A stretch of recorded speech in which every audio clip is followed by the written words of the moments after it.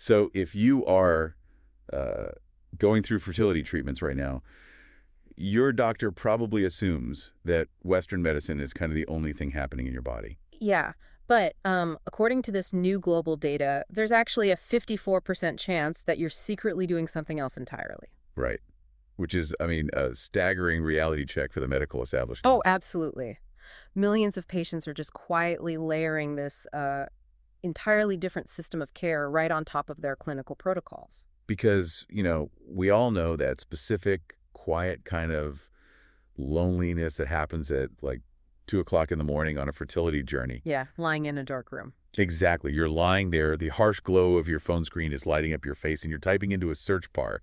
You're wondering if you're the only person in the world who's secretly Googling, does acupuncture actually help with egg quality? Or, what herbs lower FSH, things like that. Right. Because during the day, you're in these highly sterile clinical environments. You're dealing with blood draws, ultrasound wands, and doctors speaking in acronyms, right? Oh, yeah, the alphabet soup, IVF, IUI, all of it. Yeah, exactly. In vitro fertilization, intrauterine insemination.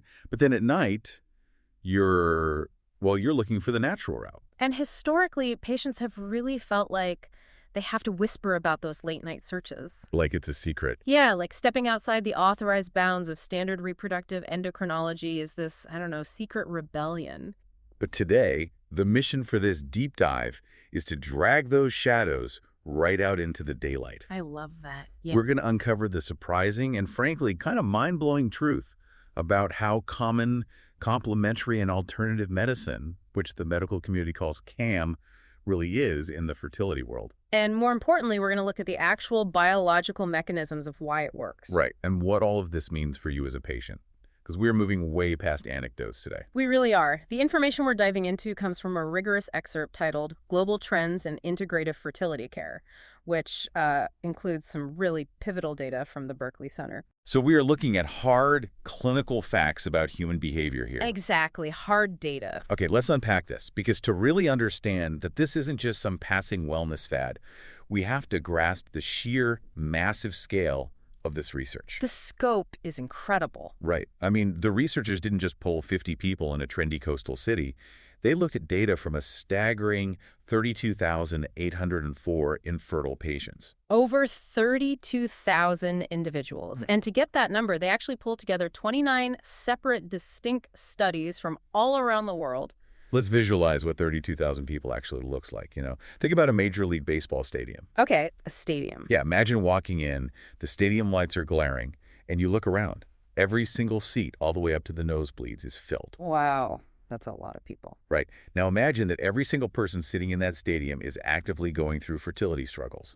That is the size of the data set we are analyzing today. It's literally a stadium full of people actively seeking holistic answers, which really proves just how comprehensive this is. Definitely, it's huge. And what's fascinating here is the statistical power of combining those 29 different global studies. Because the local data can be weird.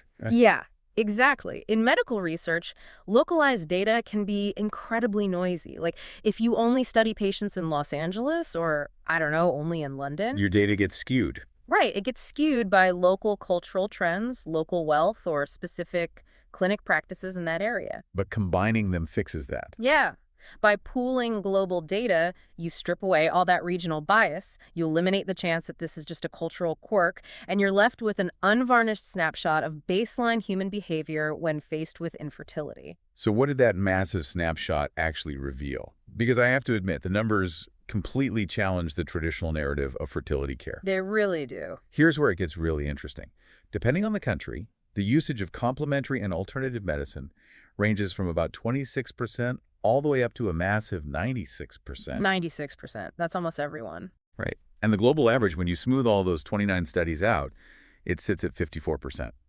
Over half the globe is doing this. Over half. But let me pause on that 96% figure because the terminology feels, well, deeply flawed here. How so? If we are looking at a region where 96% of the people in the waiting room are using herbs or acupuncture, I mean, it is completely inaccurate to call that alternative medicine, right? Doesn't that just make it the standard of care? That's a great point. The terminology is definitely an artifact of Western medical geography. Yeah, it has to be. In regions where 96% of patients are utilizing acupuncture alongside conventional treatments, it is absolutely the cultural and medical norm. So why still call it PAM? Well, the researchers use the umbrella acronym CAM simply to denote therapies that stand outside modern pharmacological reproductive endocrinology. Got it. But the tension you're pointing out is exactly why this data is disrupting the field. What might feel alternative to a physician trained strictly in Western medicine is just the baseline reality for millions of their patients. The data doesn't just stop at geography, though. It breaks down by gender, and the contrast is stark. Very stark. The studies found that 55% of women dealing with infertility use these therapies, compared to just 29% of men. Women are seeking this out at nearly double the rate. And that split invites us to really look at the lived experience of conventional fertility treatment. A large part of this gap is just biological reality. Meaning the physical toll it takes. Exactly. The physical burden of treatment falls disproportionately on the female body. The woman is the primary site of medical intervention. Right, the daily hormone injections, the transvaginal ultrasounds, the surgical egg retrievals. Yeah, the female body is subjected to intense pharmacological manipulation. But let me push back on the idea that it's purely about the physical burden. Is it just biology, or is it also, institutional design? That's an interesting question. Because fertility clinics are practically engineered entirely around the female patient. The male partner's physical involvement is usually limited to handing a cup to a nurse on day one. Pretty much, yeah. And then he is effectively sidelined to the waiting room for the next 6 months. If the entire clinical structure ignores the male role in fertility, despite male factor infertility being a massive piece of the puzzle, doesn't it make sense that men wouldn't feel invited to seek out holistic support either? That is a highly critical distinction. The systemic marginalization of men in reproductive clinics absolutely trains them to be passive participants. Right. They're just observers. Conversely, women are hyper-medicalized in these environments, which naturally leads to feelings of lost autonomy. Because everything is being done to them. Exactly. Society and the clinic place both the physical and the psychological weight of the journey squarely on the woman's shoulders. Which explains the numbers. Yeah, so women are actively hunting for ways to reclaim some agency over their own bodies, which drives that 55% usage rate. Which brings up the most important question. If 54% of patients globally are seeking out these therapies, what exactly are they finding that conventional medicine isn't giving them? Well, the studies identified the primary therapies as acupuncture, nutritional supplements, herbal medicine, and mind-body practices. Like yoga and meditation. Right. And these aren't just feel-good hobbies. No, not at all. Let's look at the actual biology of why patients are drawn to this. Take mind-body practices. It is so easy to dismiss yoga as just stretching, right? Very easy, but incorrect. So what is happening on an endocrinological level when a patient utilizes this? If we connect this to the bigger picture, the inclusion of mind-body practices is a direct response to the physiological damage caused by the chronic stress of infertility. Stress isn't just in your head. No, biologically, when a patient is under immense emotional strain, their hypothalamic pituitary adrenal axis, the HPA axis, goes into overdrive. The HPA axis, okay. Yeah. The hypothalamus releases a hormone that tells the pituitary gland to spike the production of cortisol, which is our primary stress hormone. And high cortisol is essentially a biological stop sign for reproduction, right? Exactly the opposite of what a fertility patient wants. High cortisol aggressively suppresses GnRH, or gonadotropin-releasing hormone. GnRH. And what does that do? GnRH is the master switch. It controls the release of luteinizing hormone and follicle-stimulating hormone. Oh, wow. So if that switch gets flipped off. Right. When stress suppresses that master switch, it can literally halt ovulation and disrupt the entire reproductive cycle. That's incredible. So when a patient turns to meditation or specific yogic breathing, they aren't just relaxing, they are actively down-regulating their sympathetic nervous system. They're changing their chemistry. Exactly. They're physically lowering their cortisol levels to remove the chemical block on their reproductive hormones. They're using a behavioral tool to create a physiological change that the fertility clinic just isn't addressing. Precisely. And the same biological depth applies to acupuncture too, right? Right. I think a lot of people view acupuncture through a purely historical lens as, ancient traditional Chinese medicine involving energy meridians. Sure, the chi and the meridians. Yeah, but modern clinical data shows us there is a very tangible vascular mechanism at play. Yes. The vascular mechanism is exactly why acupuncture is so heavily utilized in the days leading up to an embryo transfer in an IVF cycle. How does that work? Well, acupuncture needles stimulate the peripheral nervous system, which triggers the release of vasodilators in the body. Vasodilators, meaning they dilate the vessels. You got it. Vasodilators physically widen the blood vessels. So it's increasing blood flow directly to the reproductive organs. It creates a localized increase in hemodynamics, specifically to the ovaries and the uterus. Which is exactly what you want during IVF. Absolutely. For a patient trying to thicken their endometrial lining so an embryo can successfully implant, that increased nutrient-rich blood flow is critical. Makes total sense. The clinical environment is providing the exogenous hormones to build the lining, but the acupuncture is physically widening the highways to deliver those hormones efficiently to the tissue. Widening the highways. I love that. But this reveals a massive, undeniable mandate for the doctors treating these patients. It really does. Because if we know these therapies have real biological effects, like they alter cortisol, they change vascular dilation, then doctors can no longer afford to ignore them. No, they can't. Let me pose a question here, because this feels like a glaring blind spot. Yeah.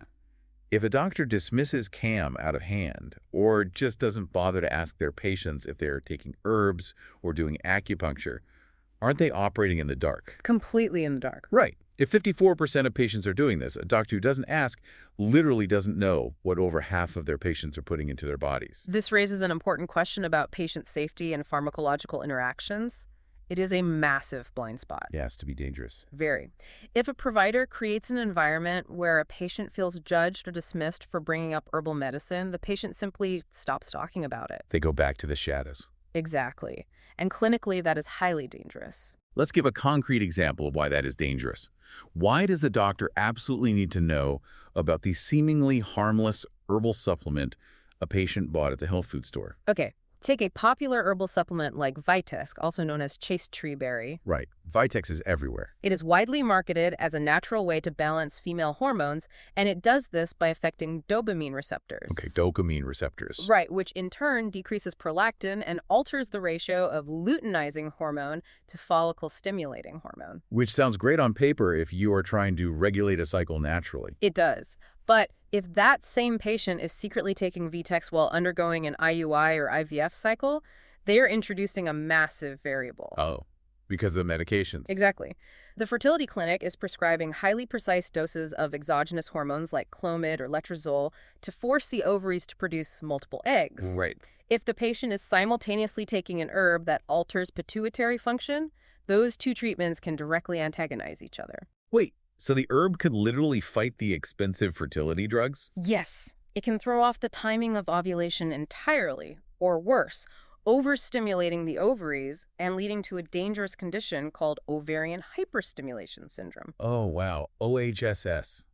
That is serious. Very serious. You cannot treat the whole patient if you only have half the medical chart. Exactly. This data is forcing a bridge to be built. We need a bridge between the highly technical modern medical treatments and the integrative therapies that over half the globe is already utilizing. And doctors need this knowledge so they can guide patients safely rather than leaving them to just guess. Right. The researchers actually emphasize that the goal of this massive global review isn't just to validate that patients like holistic care. What's the main goal, then? The goal is to force the medical establishment to recognize that integrative medicine is a pharmacological and physiological reality that must be managed cooperatively. Okay, so we've established that combining these therapies is incredibly common. The baseball stadium is full, right? And the biology makes sense. It absolutely makes sense. But we do need to issue a critical warning here. Just because a therapy is popular does not automatically mean it is right for your specific body. Oh, for sure. Popularity does not equal clinical suitability. So what does this all mean? When you are listening to this, you have to remember that you are a sample size of one. You are not a global average. And the danger of a one-size-fits-all approach is precisely what we saw with the Vitex example.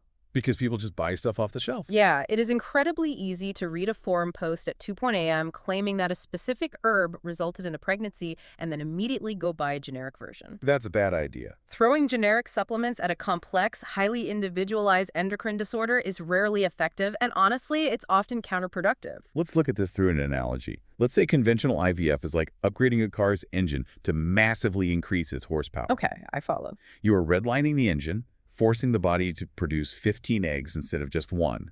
It creates immense systemic stress on the vehicle. It pushes the biological machinery to its absolute limit. Right. So complementary therapies, the acupuncture, targeted nutrition, specific supplements. Those are the high-grade oil and the coolant. That's a great way to put it. They are the structural support systems that ensure the engine doesn't overheat and break down under that immense pressure. Yeah. But you can't just pour any random fluid into the engine, right? No, definitely not. You need the exact specific coolant that matches your engine's make and model, or you will ruin the whole machine. And that requires a master mechanic. Exactly. The source material points this out explicitly. You need a specialized provider in fertility-focused integrative care. Somebody who knows both sides. Right. You need someone who understands the complex dance between traditional Chinese medicine, holistic nutrition, and modern reproductive endocrinology. Which is hard to find. It can be. The text highlights the Berkeley Center as a prime example of this philosophy in action. Because of how they customize it.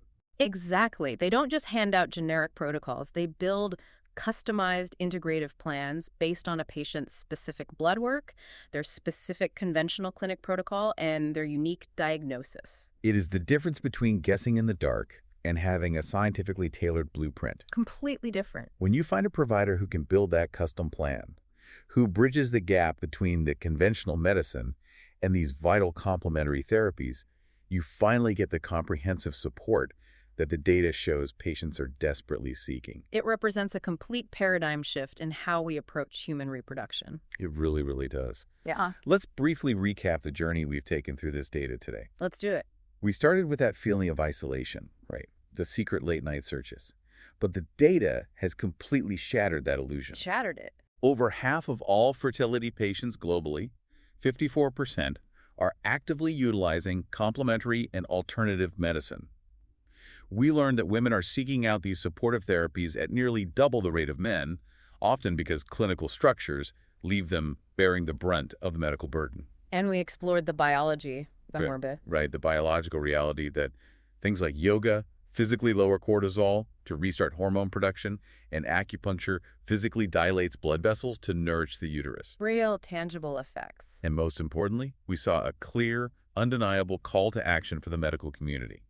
Doctors must integrate this knowledge or risk operating in the dark and endangering their patients. The landscape of fertility treatment is shifting rapidly, and the patients themselves are the ones holding the compass. They really are. But I want to leave you with a final thought to ponder, something that builds on everything we've analyzed today. What's that? Well, this data proves that patients are leading the charge. They are actively combining natural therapies with standard medicine, recognizing the biological benefits, and honestly, they are overwhelmingly paying out of pocket to do so. Yeah, it's not cheap. No, it's not. If patients continue to drive this demand with such massive numbers, proving its efficacy, how long will it be before our standard medical insurance models are forced to adapt? Oh, that's a fascinating question. Right.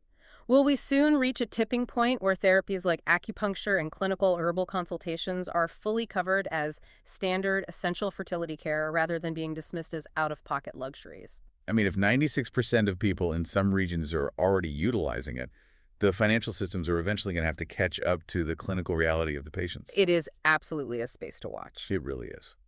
Well, we want to enthusiastically thank you for joining us on this deep dive today. We hope that the next time you find yourself awake at 2 a.m., glowing phone in hand, Googling the biological effects of natural remedies, you remember the stadium. Remember the stadium. You remember that you are not alone in the shadows at all. You are part of a massive global community actively demanding better, more holistic answers. Keep asking the hard questions. Yes, keep advocating for your whole biological self and keep seeking the specialized answers that fit your completely unique journey.